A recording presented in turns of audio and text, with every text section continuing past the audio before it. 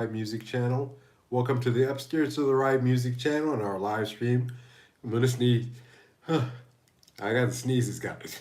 I'm trying not to sneeze on my intro. Bad form. Uh, like 5 seconds before I push live, I had a sneeze attack, but I think I'm okay. Welcome, guys. Good to have you here on the Wednesday night hump. Oh, there it is. Yeah, guys, got a bad case of some kind of hay fever for the last 2 days. So bear with me while I try to make it through this. Try not to sneeze your ear off too bad. Welcome, Ben. Welcome, Scott. How you guys doing? I'm not doing well. Okay, I think it's done. I hope it's done. I tried to get it done before I went live. How's everybody doing out there? I always start out by saying I want to say how much I do appreciate. Sorry, guys. Oh, gosh. This is terrible. I do appreciate you taking the time to tune in and to watch me sneezing or not. Sneezing fit or not. Real rockers are rare these days, Scott says. Some still around, but most are getting over the hill. Fun lead men and lead women are not getting record deals or promotion. Yeah, we're going to get into that tonight. Or at least I'm going to sneeze my way up to that tonight. This is really bad. I used to never have hay fever before. I really don't know what this is. It's just the last 2 days. At first, I thought I was catching cold, and then that really didn't pan out, and it's just intermittent. It comes up, but I think we're done now. Ben Allmark says, before I forget, Rick Beato put out a second studio version interview with Dave Gilmore. Worth the watch. Yeah, I'll take a look at that. I'll take a look at that. He's very lucky to be able to be in a position to talk to such great artists. I will take a look at that, Ben, for sure. All right, I think my sneezing is over. I have here next to me a Behringer DR 600 pedal. And yes, I have it in its original box. When I get pedals, I keep the boxes, and if I'm not using them, they get put back in the original box and stored away. It's kind of what I learned in Japan. But this pedal is actually interesting. It's recently was the reverb pedal that I was using on my pedal board. However, the Pocket Master has more than made this redundant, actually, so not very well needed. And actually, the Pocket Master reverbs, of course, sound much better than this one. Um, Pedal reverbs are interesting.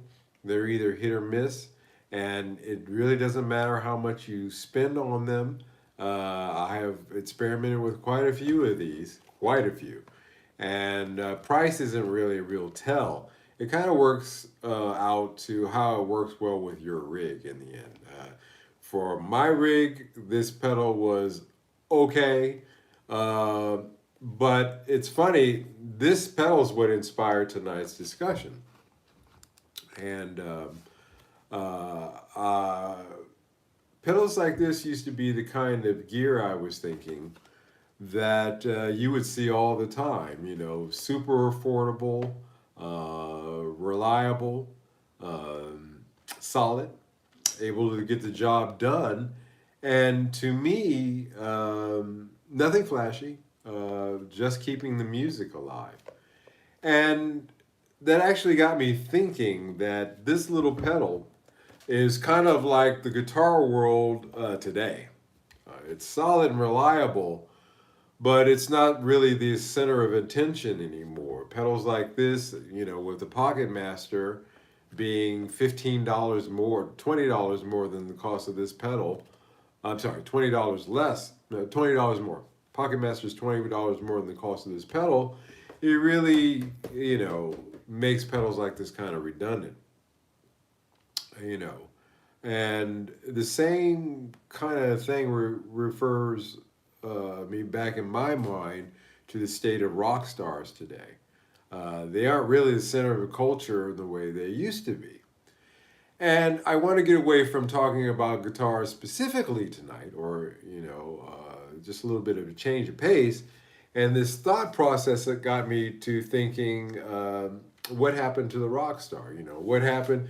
What's going to happen to pedals like this when there are alternatives out there in the market that are much more, that are far more useful and, far better sounding. We don't have that kind of same thing going on in the music world when it comes to the rock star. See, I grew up in a time of the golden age of the rock star.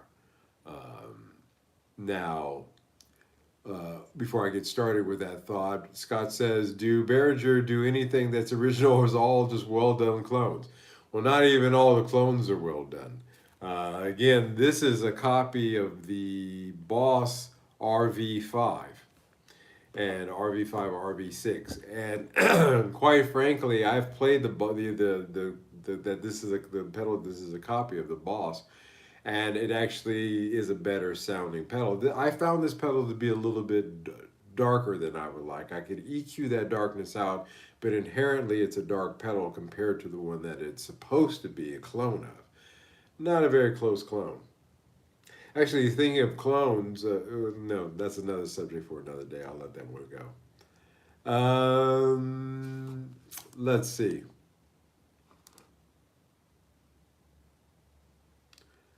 Cute Corner was deleted for some reason. I don't know what was said, but it was obviously something worth deleting. So I will progress on. I remember Live Aid. And I remember seeing Live Aid, ironically, live. It was a pretty big thing. They broadcast it on MTV at the time. And when Queen came on stage, to that day and to this day, one of the things that really blew my mind the most was that everybody in that just huge ocean of humanity that was in front of them were singing along with the songs. They knew every word, every lyric. And it was a group thing. And not only with that, but that group thing, because it was televised, actually went out as a group thing to other parts of the world. So it was a shared moment, and it was brought to you by a rock band. I can think about, again, MTV and Nirvana. The Nirvana Unplugged, I remember that very clearly. That was a big deal at the time, too. And that was a thing as well, because artistically speaking, it made Nirvana like into the godlike status that they deserved to be in. And because they took their music and elevated it with that acoustic set. So there's that. Simon, Ghost Riley, hello. How are you doing, Simon? Welcome, welcome. Good to have you here. So what really defined a rock star was charisma, risk-taking, and really a larger-than-life persona. And in the guitar world, the thing that made the rock star what gave him his symbol of rebellion and identity was the guitar itself. Brands like Gibson and Fender didn't just sell instruments. They sold the dream of being a star. They've, of course, shifted over now to selling the dream of a lifestyle. Those are two totally different things. Honestly, it wasn't the guitar was an extension of the rebellion that the music that it produced was inciting. And when you switch from that kind of model over to a selling of, the lifestyles of the rich and famous, Those are two totally different things. And so this definition, and also if you notice, the great rock groups was always a very charismatic lead singer and a very nimble-fingered lead guitarist. That was the formula. Aerosmith, Led Zeppelin, I could go on. And so we don't have that either. In the world of TikTok and content creators versus stars, stardom has lost its fade, has faded its light. It's not as big of a deal in culture as it used to be. Movie stars, for example, don't have as much power as they used to. I was watching Snarky J on her channel, and she was talking about the death of movie stars, and she was pointing out, and I thought that, okay, there's some correlations there too with rock stars, is that in the old days, it was a particular actor or actress who brought you into a film. For example, if you saw Julia Roberts in a movie, you kind of generally knew it was going to be a rom-com kind of situation with her. And if you dug that kind of thing, you would go. Or, any number of male actors that you knew when you saw their movie what kind of movie it was going to be. If you went to a Schwarzenegger movie, you knew what it was going to be. If you went to a Denzel Washington movie, you knew what it was going to be. And I agree with that. But the studios started switching over to really a model that was based on what's the word for it? A content-driven concept. In other words, the stars weren't important. It was the IP that was the most important thing. And stars lost their bargaining power as a result because, as you've seen with the MCU, those characters, those actors are interchangeable. You can take this Steve Rogers and replace him with somebody else.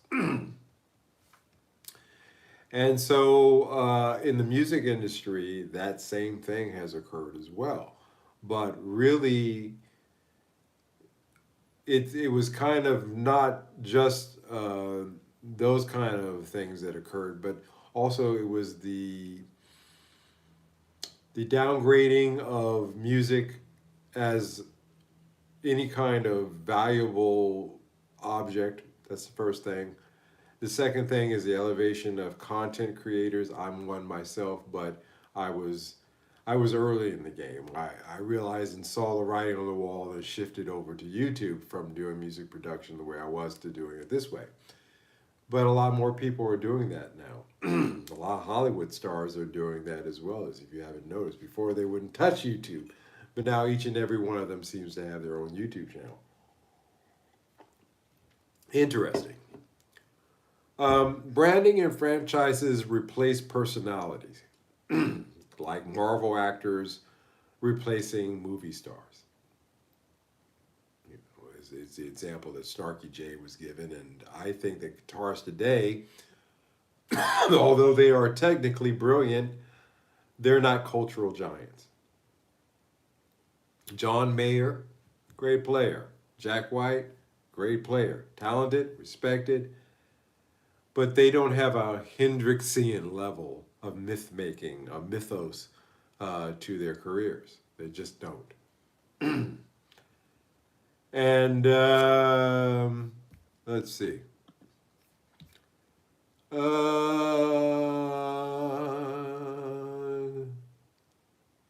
Tonight's topic is about the absence of rock stars. My comment or question on the topic is welcome. Stick your questions for Mike in the chat. Thank you, Scott. Appreciate that.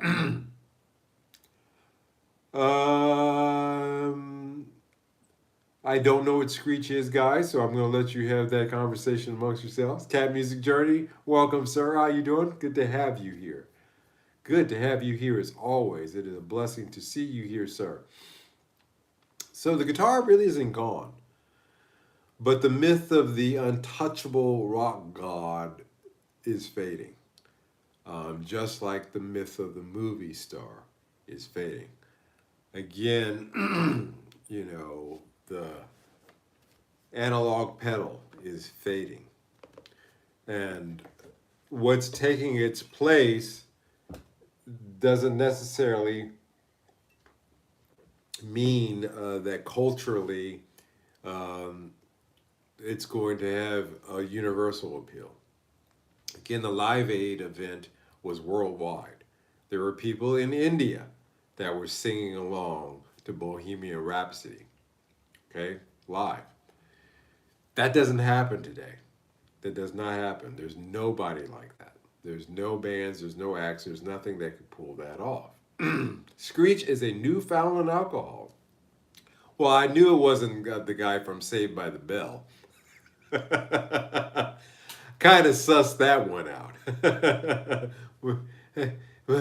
but but I didn't know if it was a drinkable or a smokable. That was a question that was kind of going on in the back of my mind. Go back to Frika. Frika? I haven't dated Frika in a long time. Why would I go back to her? She was terrible. Yeah. You know, rock stars once had massive record deals, arenas, and labels backing them. Today, musicians are often in the independent bracket. They're often hustling their merchandise. They're often seeking extra funds via Patreon account, and they're trying to seek any kind of sync licensing deal that they can. Financial pressures mean fewer people can take the risk that somebody like Hendrix or Cobain did. Yeah, it was a different time for Hendrix when he was growing up. It was a different time for Kurt Cobain when he was growing up. You, your safety net was your group of friends and maybe your family if they co-sign with what you were trying to do, but mostly your friends. I slept on studio floors all the time. Um, I slept in people's houses when I was, doing a mix or something like that, and I couldn't drive home. I was like, hey, can I crash on your floor or your couch? You do those things because you have a support system around you, or at least you try to build one. And I just don't know if that's really something that can be done today, especially with people's individual support systems collapsing. Guitars are also more expensive, but the dream of making it using one is smaller. See that's the kind of, I think that's the key takeaway tonight, is that guitars are getting more expensive, but the opportunities to actually use them are getting less and less out there. We all know that the use of amps during live shows is starting to be frowned upon. And I have to admit, there are options out there if you so wish, but still, in all, there's that. Also, uh, with the cost of gear being what it is, um, that what we thought was a cheap barrier of entry, like Behringer stuff, to get into the music making business is actually not so much there anymore because just the cost of things. Uh, I think guitars' focus have shifted as well. I saw the other day that Dawkins said that he's done doing music. He's not writing anymore. He's done, and he says I've been doing it. He said for 50 years and 15 albums, which was respectable, and but I think some folks, even the older rock and rollers who can, are done chasing stardom. And they're also done chasing uh, ever growing negative returns on the work that they do, that they put their blood, sweat, and tears into. You know? So there's that. It's really funny, the gear is going up in price, but the opportunities to use it are growing less. Make that make sense. Michael Watson, welcome. How you doing? I don't think we'll ever have rock stars again like we had in the 70s. Yeah, yeah, it's interesting. Just that overall decline. If Hendrix was starting out today, I wonder would he even have the opportunity to break through? You know, and I just don't think so. Now, excuse me, guys. I'm really sorry about this hay fever. It really sucks. As a counterpoint, you could say maybe rock stars haven't really died. They've just evolved. Like Billie Eilish, for example, or Post Malone. Even if not rock per se, they hold some cultural weight. People know who they are. I couldn't name you one song from either one of the two people that I just mentioned, which is one of the reasons I put them in here, is I don't know their music at all, at all. The only thing I know about Billie Eilish is that the South Park guys were making fun of her. I think she was the one, or something similar to her. But social media allows for there to be niche stars, but not universal icons. So these guys, even though I don't know their music, I do know their name. So there's something to that. There's something to that, I think. Manny Two has in the house. Welcome. How you doing? He definitely wouldn't be a household name. Michael says, "Yeah, I agree." Not only rock, I dislike most country music, but even those stars are disappearing. Yeah, yeah, I agree. Great point there. Across the spectrum, there used to be. I mean, Tammy Wynette. You know, who's that? Charlie Will. God, what's his name? Behind Closed Doors. I mean, these are, Stand By Your Man with Tammy Wynette. God, Charlie Pride. See, these are people that I know their names and I do know their music as well. And modern country, I'm sorry. I couldn't tell you. And I got a feeling that that's probably pretty true. The last country group that I paid any attention to was I forget who they were, but they were a big like I'm sorry, the Georgia Dixon Line or something like that. The Georgia Mason Dixon Line, some group that was the name, and they were all the hot shit at the time. And Jock got in touch with me and said, "Hey man, let's write a song like the Georgia Dixon Mason Line." And I said, fine. And we worked together on the song that you guys can hear. God, what is that song? Lips like red. It was a sunny day, LA, sitting by the pool. Oh, to my wine and saw her, lovely, walking towards me in almost perfect time. And now she made me so crazy. So crazy, the song we worked on. And, but that was the last kind of country group, and I didn't consider them to be country, to be honest with you, at all. Yeah, we did have some Johnny Cash. There's another one. Yeah, we did have some rock stars in the '90s, but you know, not not the globalness started to shrink.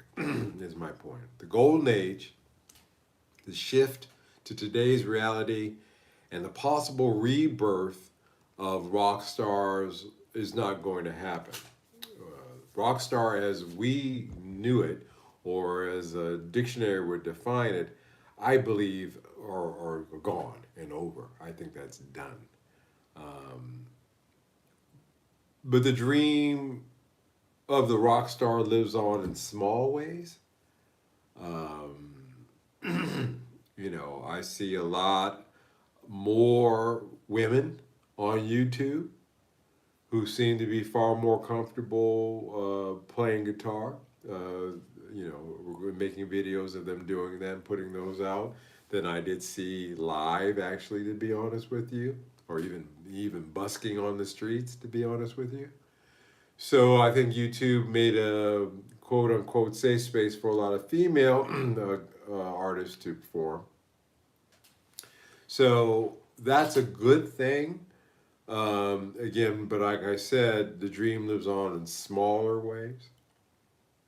Everybody who picks up a guitar, restores an old instrument, or writes a song that never hits the charts is still doing the real work.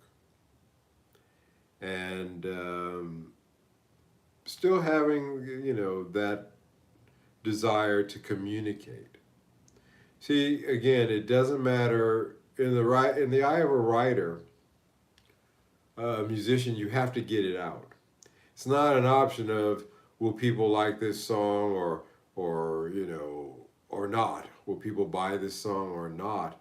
You have to put it out because if you don't, it drives you nuts. It spins over and over in your head.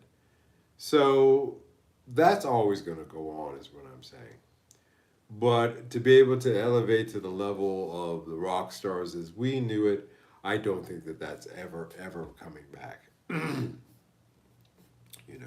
I just don't see that coming back. Every band in the 1970s and 80s had a special thing to set them apart. Yeah, again, like I said, it was always that classic combination of the, charismatic lead singer, let's give him, longish kind of hair and a kind of an androgynous look and high voice. And then let's have a, guitar player who has, again, a similar kind of androgynous look, but maybe a little bit more grittier. That was the formula. And where you start to see that break apart was with the Spice Girls. I'm kidding. Where you saw that start to kind of split apart was Oasis, for example, because they were the last '90s in the '90s, group that kind of had that universal appeal, other than Nirvana. But Oasis really wasn't that kind of thing. There was no, now Noel Gallagher is not, a churning out the hits kind of, the licks kind of guitarist. It's just not. And so bands started changing, and then you start getting Nickelback, and you started getting, stuff like that. Well, Bearded Conversation in the house. How are you, sir? Long time no see. I peek in on your show, your live stream every now and then just to get a flavor for what you're talking about. I am so glad that you are keeping, you're hanging in there and you're progressing. You're doing so well. It's good to have you here. Welcome. Mr. Watson, not too many rock stars throwing TVs out of the windows these days. Yeah, again, rock was rebellion. You're welcome, man. I really am glad to see you, and I really am glad to see your show. You guys, Beard Conversation. If you'd like to get into some real talk about issues, always go over to Beard Conversation channel and take a look at him. He was kind enough to have me on a while back, and I do appreciate that. It was about rebellion, and they did crazy things in order to keep that rebellious image going. They were nuts, to be honest with you. These were scrappy kids from scrappy places that made it big. and they had a little bit of money in their pocket, and they could say, "Sure, let's throw the TV, out of the Holiday Inn window." But honestly speaking, um, thank you, Scott. I appreciate that. Thank you, sir. Guys, check out Bearded Conversation when you get a chance. Go over his channel, hit him up with a like. Much appreciated. Um, it is that spirit of rebellion that we just don't have anymore. Joe Bonamassa, fantastic, player, but he never had, Johnny Cash kind of spirit of rebellion to him. He just didn't have that, and I'd say the same thing about John Mayer as well. These guys, they just don't have that thing, that extra thing that made the legends different from them, I guess. Thank you. Appreciate it. Thank you, Cat's Music Journey. Um, it is really that spirit of rock and roll rebellion that we're completely lacking these days. I don't know if in the school system they just kind of beat it out of you, out of us. I don't know if the record labels just didn't, want to deal with that kind of thing anymore. There's a story where this guy goes into Berry Gordy's office with Rick James, and he had never been there before, but Rick James said, "I'm going to go see Berry Gordy. Why don't you come with me?" Producer. Berry Gordy was familiar with him, but in any case, um, Rick James said, "I got to go to the bathroom real quick. I'll be back." So he gets to go to the bathroom, and the producer said that Berry Gordy leaned over to him and said, "Don't hang out with that guy. He's dangerous." See, Berry Gordy knew that Rick James was a volatile person, but he knew that from that chaos came great creativity. So he was able to harness that to make himself, rich. And Rick James, rich, sort of. But I just don't think that record labels really want to deal with that kind of thing. It's because social media has made that kind of behavior unacceptable in a weird way. Although, again, like I said, it's what you should expect from a quote unquote rock star, even a rap star. I can throw that in there as well, because rap has started to die off as well as a medium for the same reasons. There are no, there was something to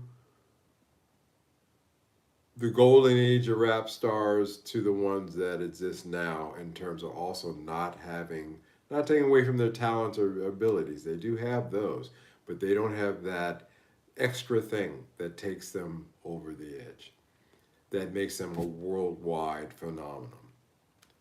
Um, so country, rap, rock, we all see this kind of decline in these genres. And, honestly speaking, um, there's really nothing there musically there to take its place. I live here in Amsterdam, and I have been coming to Amsterdam for over 2 decades now. Over 2 decades now. Before I lived here, I would visit here quite often. And I have been hearing the same techno music. I can't, I'm a producer. You would think that I would have the years to hear the difference. I have heard no advances, no significant changes, nothing of any interest in this, what I call boom chicka boom chicka boom chicka music that they have going on over here. It's just the same old crap for the last 20 years. And so this general malaise in all the genres of music, I think in some cases, especially with techno, that's been there for decades, but it's becoming more and more apparent. And I think it is the social media and the TikTok generation, YouTube, things of that nature that are really making these issues glaringly obvious to us. You know? So,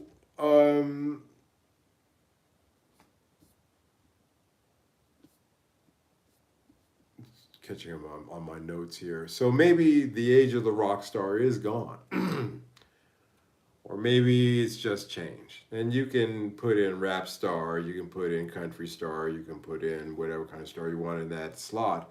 But the music's still here, though. And we're still here to play it, you know. But sometimes when I play, if I sit down on my guitar and for some reason I'm inclined to play, for example, the opening part to Stairway to Heaven, in a way, I might as well be playing, Mozart's Fifth Concerto in D flat. I might as well because it's an ancient music form that doesn't really exist anymore. Very nice to play. Will, how you doing? Welcome, welcome, welcome. Haven't seen you in a while. Cheers to you. Welcome. Thanks for pulling up to us this evening. Thank you so much. All the gangs here tonight. Let me pause here. Yeah, this is a good time to pause and just say thank you so much, guys, for taking the time to tune into the Upstairs to the Right Music Channel live streams. We do them every Wednesday night and every Sunday night, 11 p.m. Central European Time. So wherever that catches you in the morning, the afternoon, or the evening, I would really, really appreciate it if you took the time, like these fine folks here tonight, to tune in. Want to say thanks to everybody for doing that. It's really, really a great thing to have such a great, lovely, warm, intelligent audience like I have here. Um, yeah, it's just, we're here to play it still, and I keep getting back to that, that truism that as long as there are creative people out there, you know, the cream will always rise to the top, you know. So I'm hopeful. I'm hopeful. And TikTok and YouTube can both contribute to that happening, but they can take away from it as well. So it's a whole new scene. I think we're moving into a whole new world altogether, all the way around. All the old systems and all the things that I knew when I was growing up are gone. It's just like an old restaurant that you used to eat at as a kid, and then you get back to town and you find out it's been closed down for a couple of years, and every now and then you'll remember the taste of the waffles there, or you'll remember the taste of a sandwich there, something like that. It's kind of the same thing. It's you it's kind of nostalgia, I guess, but that's dangerous as well because nostalgia, as we know from Bernays, using nostalgia to sell you things and to create a nostalgia can create an infantile state in you as well. So again, pluses and minuses. Um, Catch up here in the chat. Steve B, welcome, Steve B. Stumble across your live. If you want that extra thing from a performer, you really need to check out Ren, self-taught, self-produced, self-promoted, and once in a generation talent. Well, I don't doubt you. I don't doubt you at all. And I will take a look at that. But again, I just don't think that is talent. There's phenomenally talented people out there. But again, you need that stage, that right stage, at that right moment in time, at that that global kind of exposure, and those kind of events.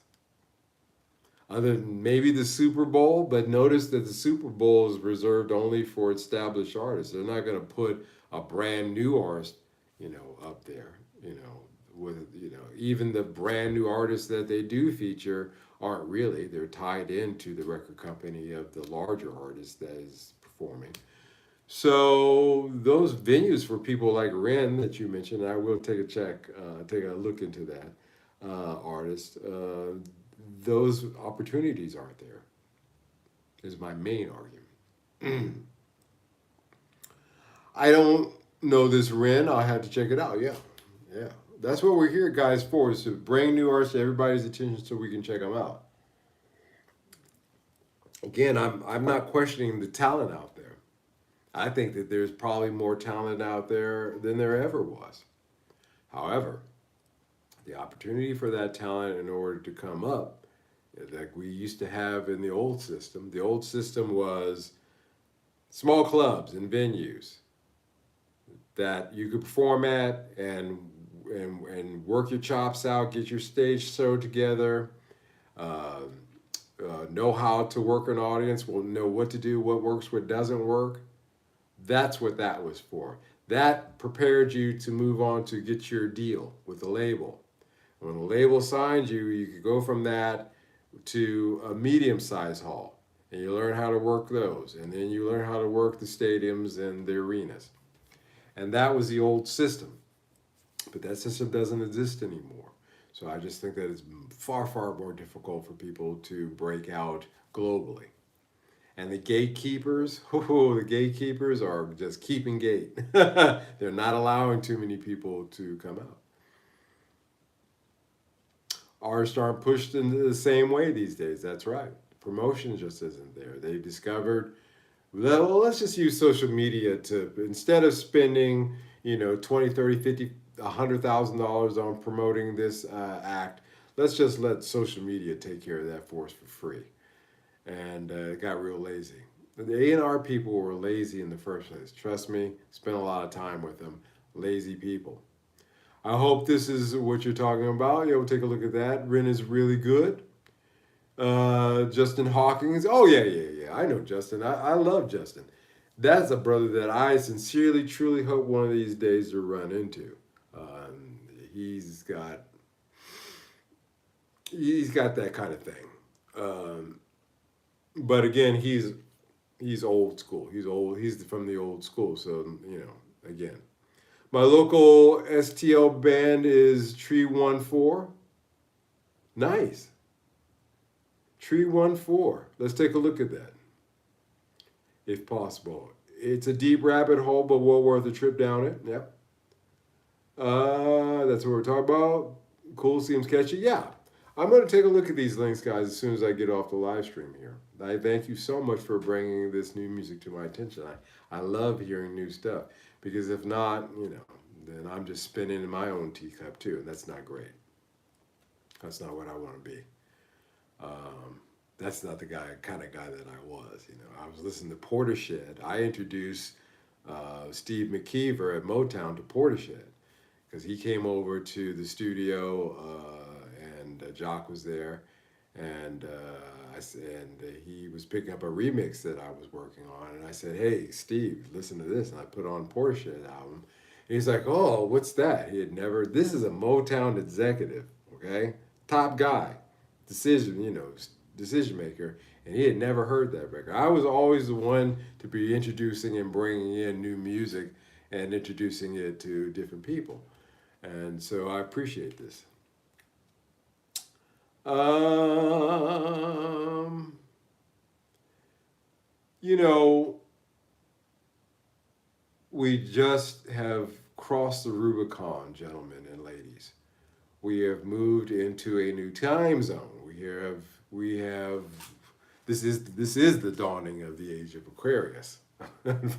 Unfortunately for us, it's not a good thing.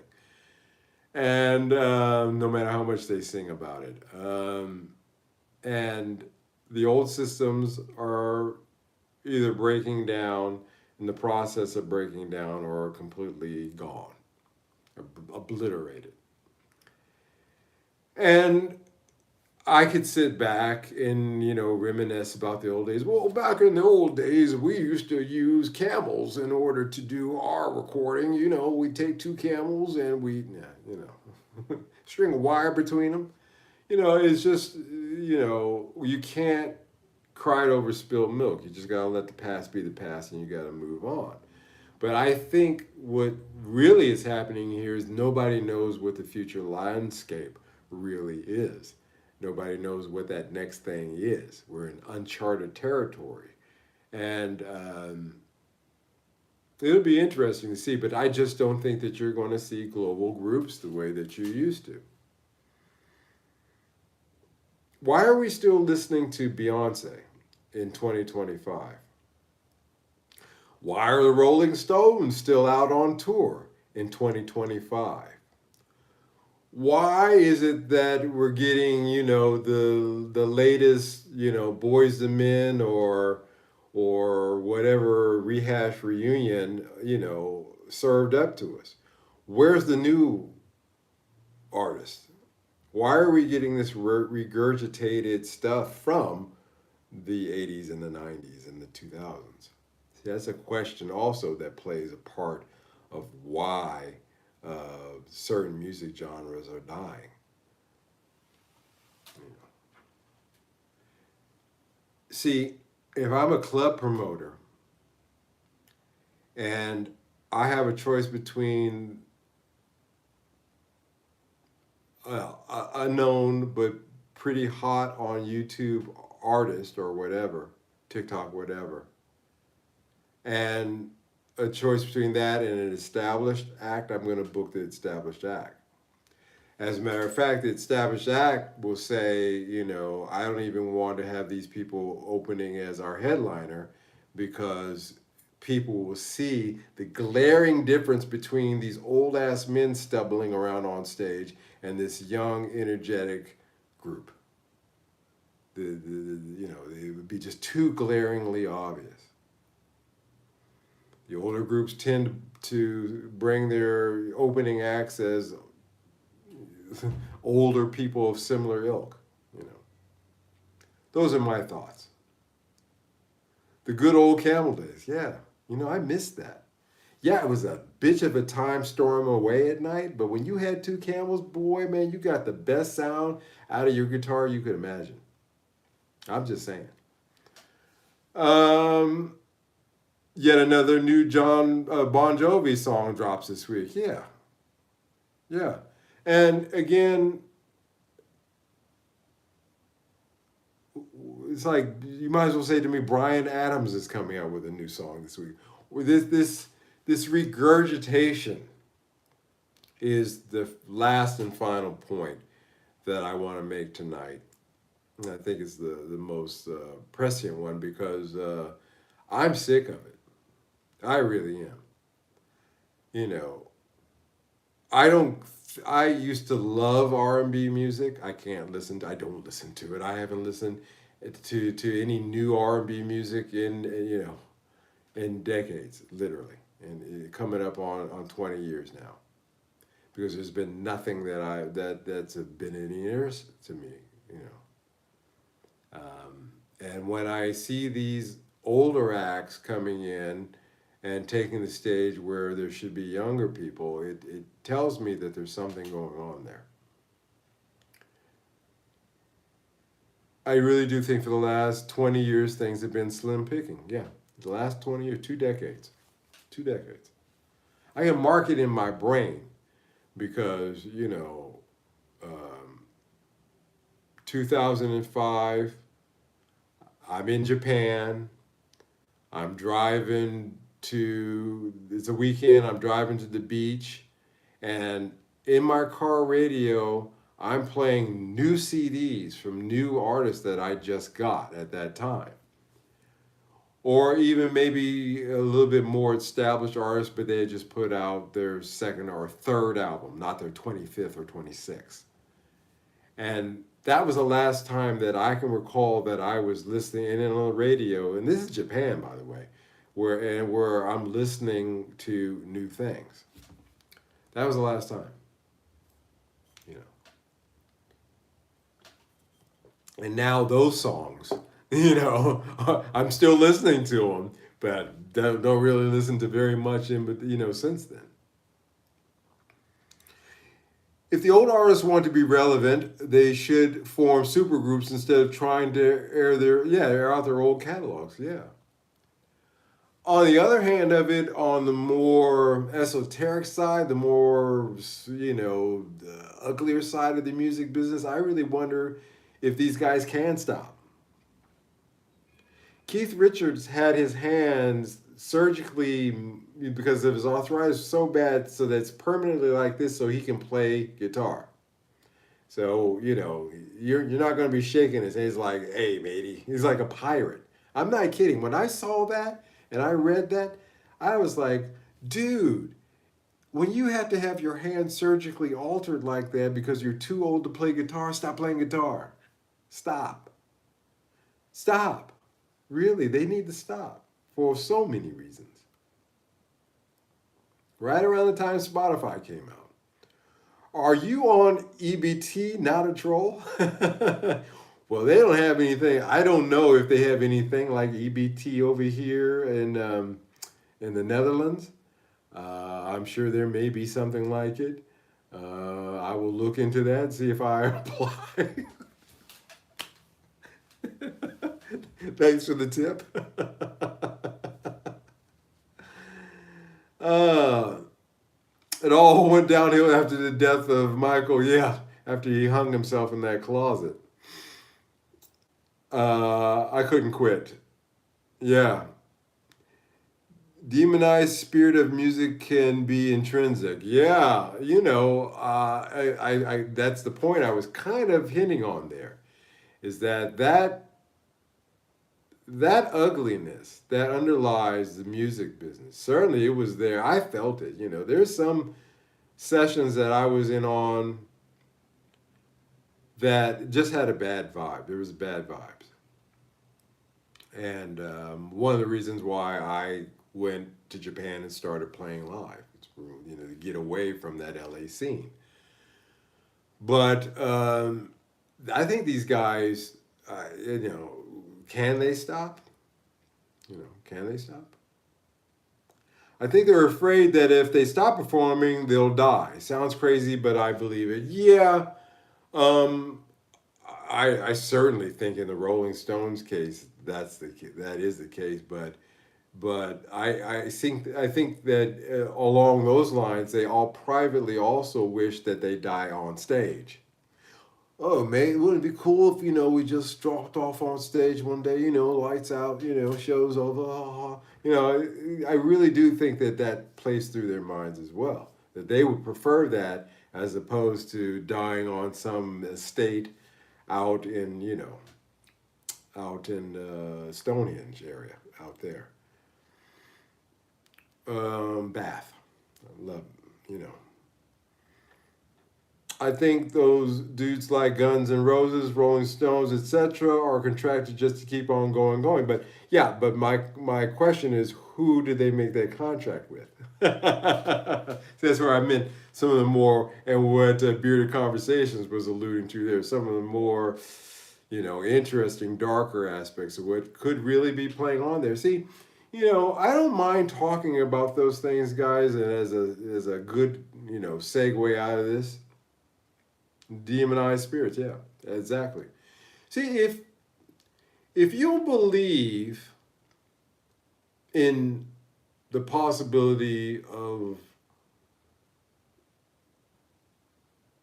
ghosts or UFOs or things of that nature, yet you'll draw the line at people actually making deals with spirits and entities that you yourself said, well, I believe in ghosts, but leprechauns are ridiculous. You see what I mean? I think we can all pretty much will acknowledge that there is a deeper world than this, as Sting once wrote, and that this plays a part of it too. Nothing is just this surface level thing. There's the underlying things underneath as well. And so certainly, yeah, there is a possibility that especially in the case of the Rolling Stones, because they are deeply connected with a lot of the shenanigans that we were covering this last summer with my reading of the Laurel Canyon book. deeply. The connection between the UK and California, Laurel Canyon, Hollywood, at that time was deep, and there was no shortage, especially with the Rolling Stones, when you consider the fact that Mick Jagger starred in and the Rolling Stones wrote music for Keith Anger, who was the biggest producer of satanic films at that time. And I'm not putting that title on myself. That in Keith Anger's own words, those are the type of productions that he wanted to produce, and the Rolling Stones were involved in. So again, guys, let's grow up here. Let's be men of reason, and let's reason that there are probably other reasons afoot why this music business is going through the change that it is as well.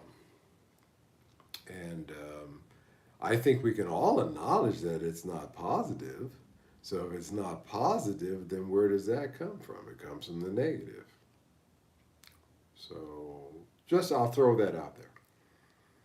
Dylan told Ed Bradley, yeah. If you watch that Dylan interview, he says, "Well, I made a deal, with a man." And Ed Bradley said, "What do you mean?" He said, "Well, I made a deal with the devil." I don't think he was kidding.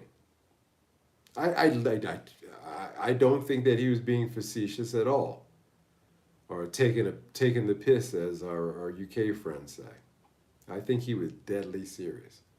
Peter Conversation, music is a vibration of energy, correct? And ways it is a self-existing being. Yep. Imagine you people kill me with the believe in God, but not aliens. Yeah. See, that's the funny thing too. You'll believe in God, but you won't, or in angels, but you won't believe in, aliens, which, and then if you look at aliens, you realize, well, these guys are saying that they're coming from another planet, but they're not. Even Jacques Vallée, the big researcher of UFO phenomena, says these things are not from another planet. They are multidimensional and they are restricted to this Earth. So you can believe in angels, but you can't believe in that. I mean, again, if the USS Enterprise, came out of the sky, and we were cavemen, we would look upon it as being magic, because it is a technology that is beyond our comprehension. So therefore, it might as well be magic. It's the same thing with the spirit realm. It's the same concept, if you can dig that. Something concerts are basically black masses. Yes, another example too. So you had a rap concert where, what was that? What was his name? Somebody, whatever, I forget his name. He's associated with one of the Kardashians, of course, where people got killed. And to this day, I don't think there's been any repercussions from that, as well as the fact that the staging itself was a fire portal to hell. And I'm going to go and be in a crowd with death, and on stage is a big, again, the symbolism, it's staring you in the face too. And yet, you're not willing to, make that mental leap.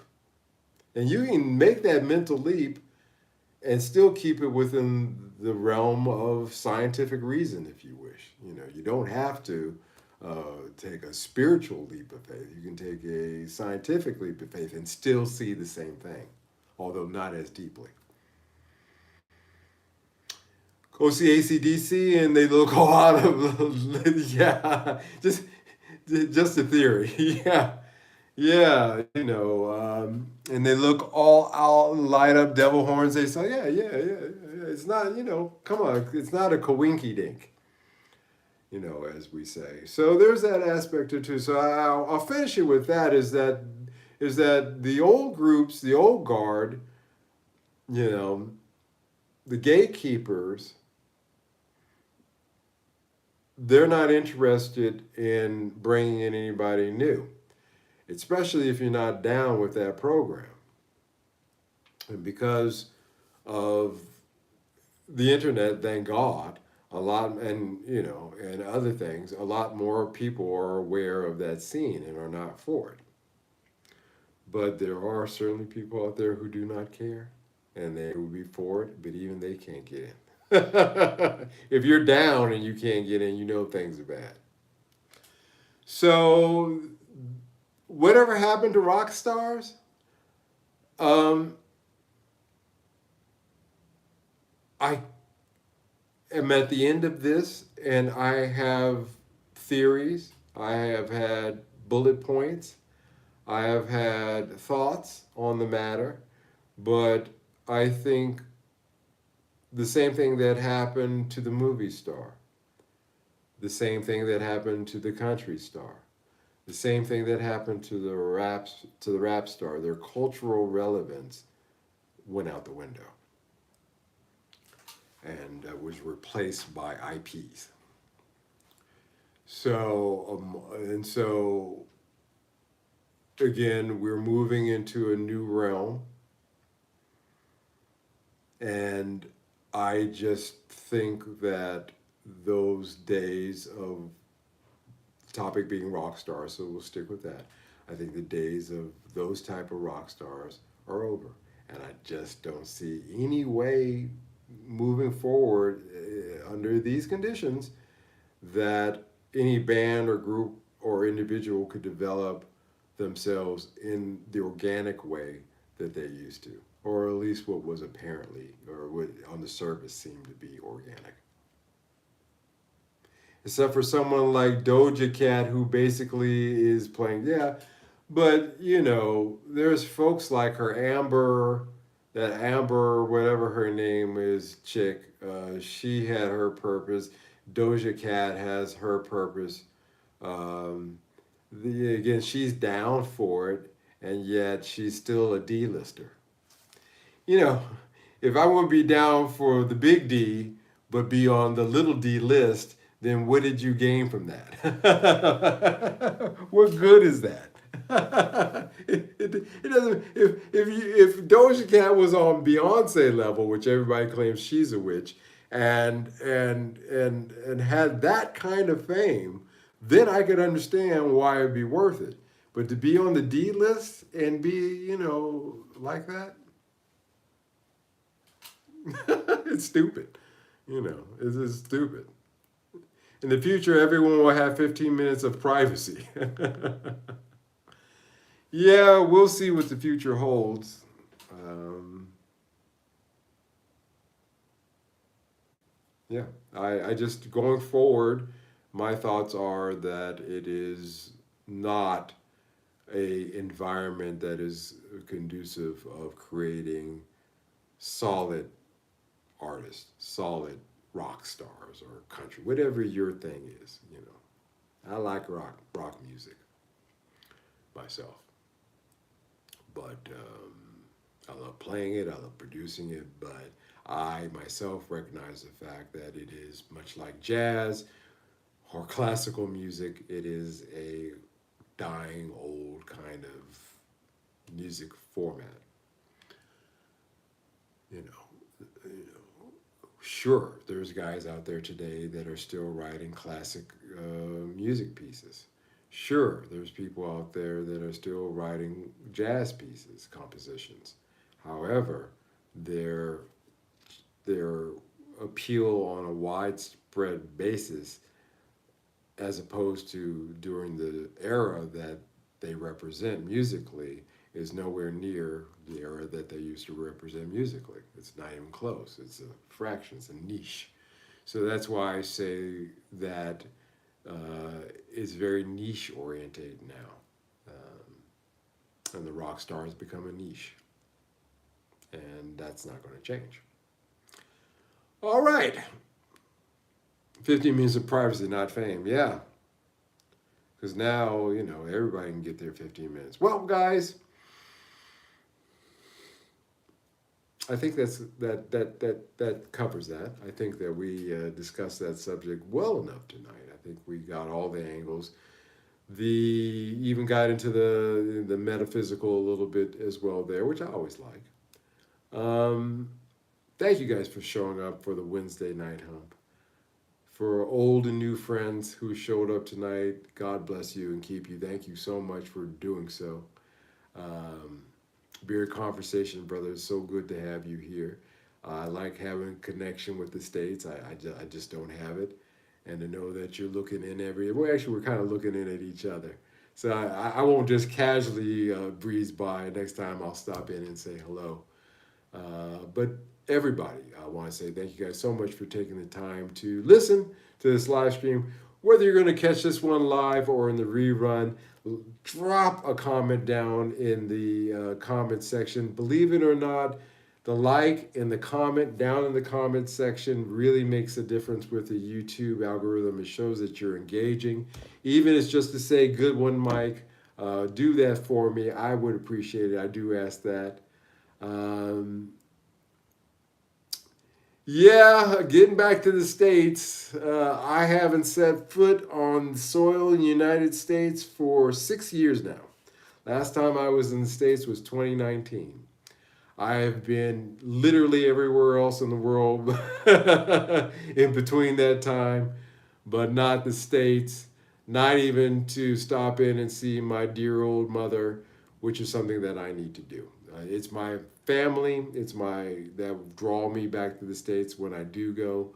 Um, that's about it. I am now. I am the original passport bro, and this is what happens. All right, guys, you have a good one. I will talk to you soon. Take care. Bye bye.